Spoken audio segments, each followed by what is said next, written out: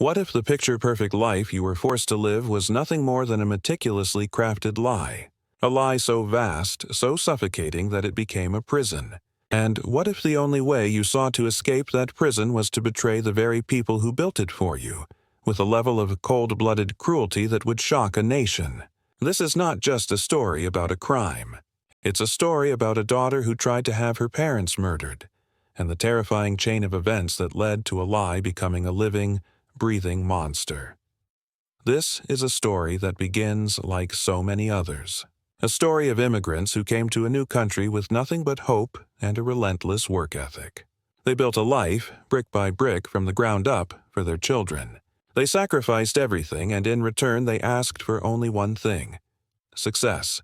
This is the story of Jennifer Pan, a story of a lie so vast it became a life, and a life so fractured it led to a brutal, unspeakable act. Han and Bitch Pan were refugees from Vietnam, a family of ethnic Chinese who fled to Canada to escape war and turmoil. They were industrious and driven. Han, a tool and die maker, and Bitch, who worked at an auto parts factory, saved every penny. They bought a beautiful house in a quiet, affluent neighborhood. They had 2 children, Jennifer and her younger brother, Felix.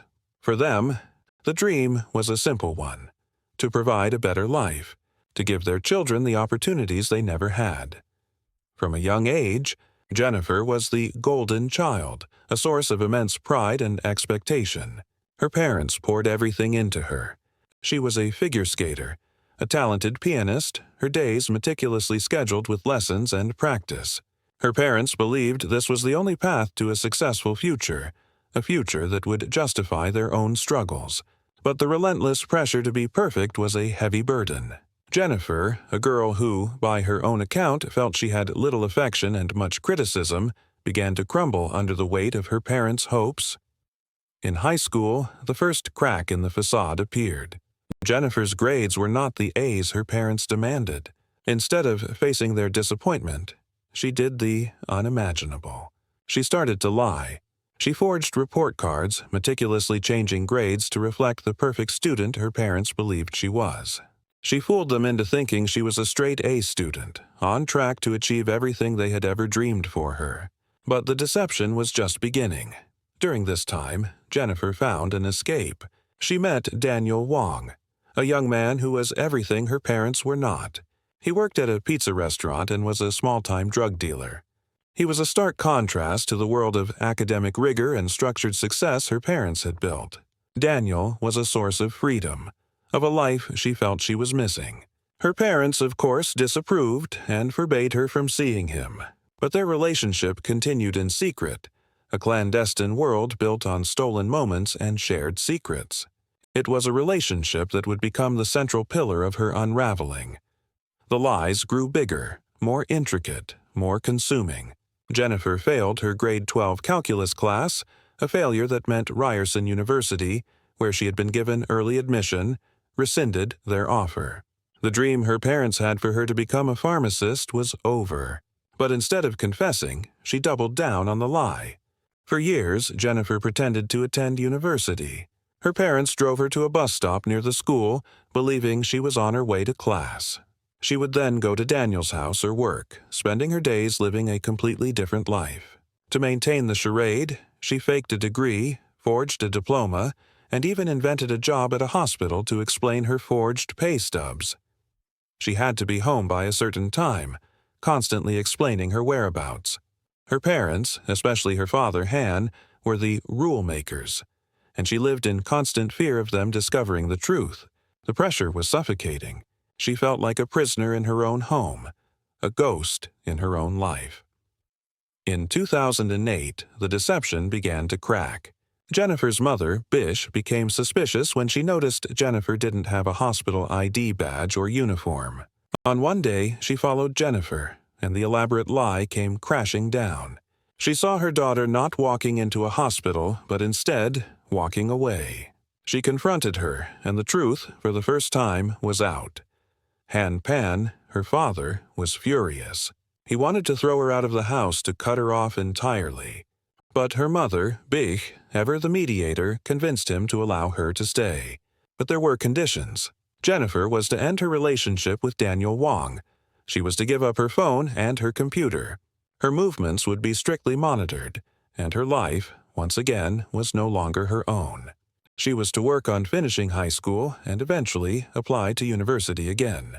For Jennifer, this was not a second chance. It was a prison sentence. The relationship with Daniel Wong became the final piece of the puzzle. Despite her parents' demands, Jennifer and Daniel secretly reconnected. But their communication was different now. They were planning something dark. The conversations began to turn to her parents. Jennifer, feeling completely trapped, saw only one way out. She and Daniel started to plot a murder for hire. The plan was simple: hire hitmen to kill her parents. And with the inheritance from her family's wealth, they could finally be together, free from the crushing weight of her parents' expectations. The stage was set for the night of November 8, 2010.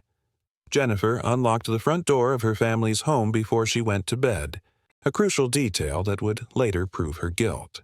She spoke on the phone with one of the hired hitmen, David Milvaganam. Shortly after, 3 armed men entered the house through the front door. The scene was meant to look like a home invasion, a robbery gone wrong. The men took Han and Bitch to the basement where they shot them both multiple times. They ransacked the house and then they left.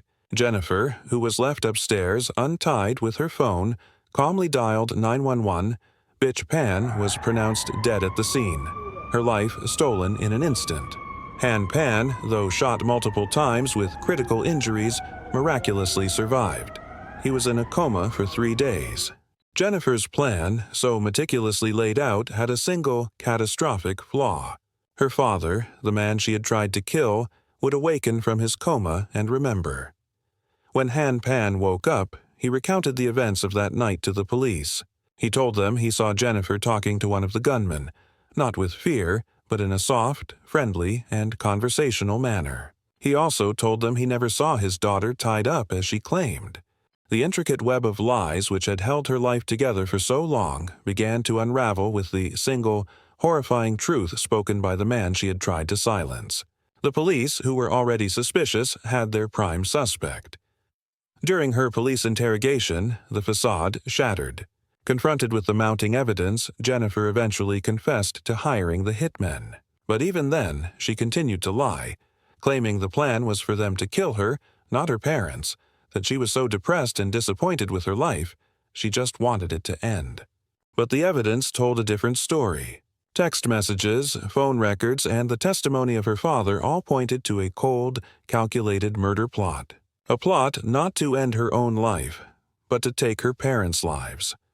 In 2015, Jennifer Pan, along with Daniel Wong and the 2 hitmen, was convicted of first-degree murder for her mother's death and attempted murder for her father's injuries. She was sentenced to life in prison, the story of the golden child who had everything, who was given everything and who threw it all away for a lie, became a cautionary tale of parental pressure, extreme deception, and a descent into the darkest form of betrayal. Her father, Han Pan, would later say in a written statement, "When I lost my wife, I lost my daughter at the same time." He, and everyone who knew her, would be left to wonder how a life built on a lie could end with a tragedy that was all too real. Here at Life in Frames, we put our best efforts into bringing you the most captivating and thoroughly researched crime stories from around the world. If this story moved you, please show your support. It helps us more than you know. Like this video, click the bell icon to turn on all notifications so you never miss a story. Thank you for watching. Remember to hug your loved ones tight tonight. Until next time.